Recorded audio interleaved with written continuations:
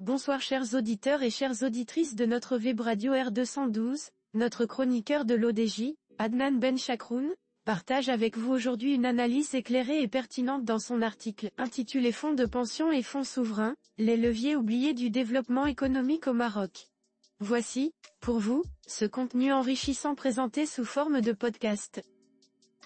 Adnan Benchakroun ouvre sa réflexion en rappelant un objectif ambitieux du Maroc ainsi. Un dilemme économique urge, le Maroc aspire à un taux de croissance annuel de 5% hors secteur agricole pour au moins une dizaine d'années, pour concrétiser son nouveau modèle de développement, NMD. Cependant, les économistes marocains s'accordent à dire que le capital disponible dans l'économie nationale est insuffisant pour atteindre cet objectif ambitieux. Dans ce contexte, la question des sources alternatives de financement, notamment les fonds de pension et les fonds souverains, reste taboue. Pourtant, ces outils financiers pourraient jouer un rôle clé dans le financement des investissements stratégiques et l'accélération de la croissance. Notre ingénieur entame son analyse par un constat clair de la manière suivante. Un constat alarmant, le déficit d'investissement. Le NMD repose sur une augmentation significative des investissements productifs, notamment dans les infrastructures, l'industrie, et les technologies de pointe. Mais le financement de ces projets demeure un défi majeur. Le système bancaire marocain, bien qu'assez solide, est limité dans sa capacité à financer des investissements à long terme. De plus, le recours excessif à l'endettement public, déjà à un niveau élevé, pourrait compromettre la stabilité macroéconomique. Les fonds de pension et les fonds souverains, par leur capacité à mobiliser des ressources importantes sur le long terme, offrent une solution durable pour combler ce déficit d'investissement. Ces instruments, largement utilisés dans d'autres pays, restent pourtant sous-exploités au Maroc.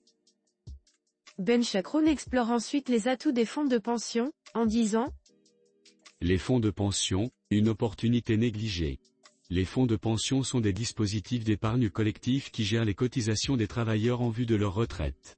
Au-delà de leur rôle social, ces fonds constituent une manne financière considérable pouvant être investie dans des projets stratégiques. Dans des pays comme le Canada ou la Norvège, les fonds de pension jouent un rôle clé dans le financement de l'économie nationale et internationale.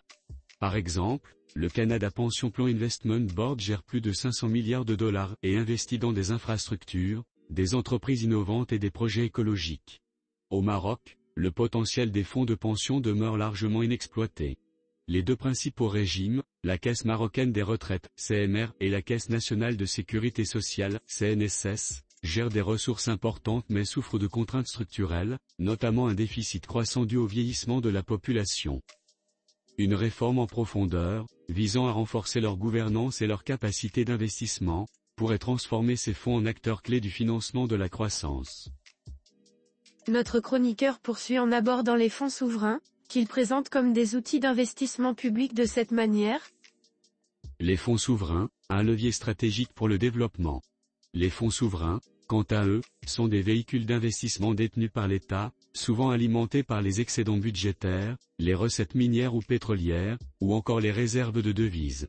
Leur rôle est de diversifier l'économie et de générer des rendements à long terme. Au Maroc, la création d'un fonds souverain est une option stratégique envisageable.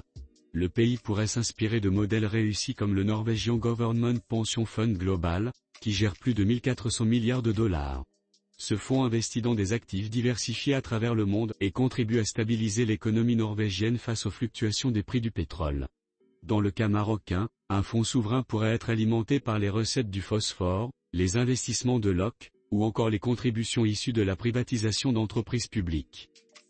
Il pourrait financer des projets d'infrastructure, soutenir les startups innovantes, et accélérer la transition énergétique. Cependant, Benchakroun met en garde contre les défis liés à ces instruments financiers. Parmi eux, les obstacles à surmonter. Malgré leurs avantages potentiels, les fonds de pension et les fonds souverains sont confrontés à plusieurs défis au Maroc. 1. Le manque de confiance dans les institutions, la gouvernance des fonds publics est souvent critiquée pour son manque de transparence. 2.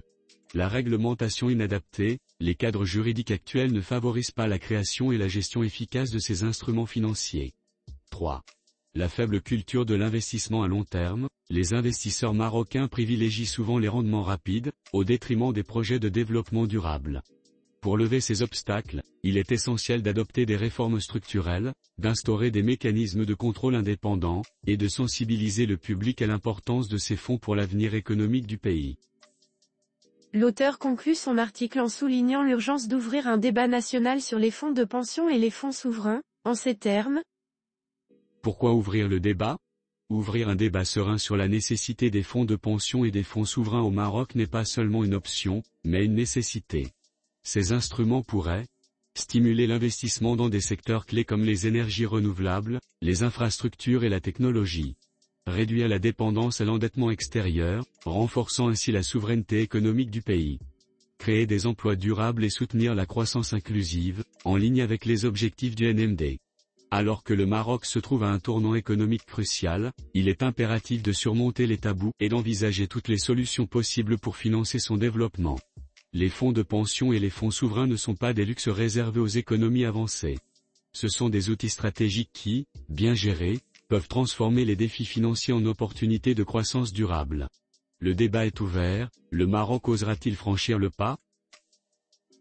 Chers auditeurs de la web radio R212, merci d'avoir été à l'écoute de ce podcast et d'avoir partagé ce moment enrichissant avec nous.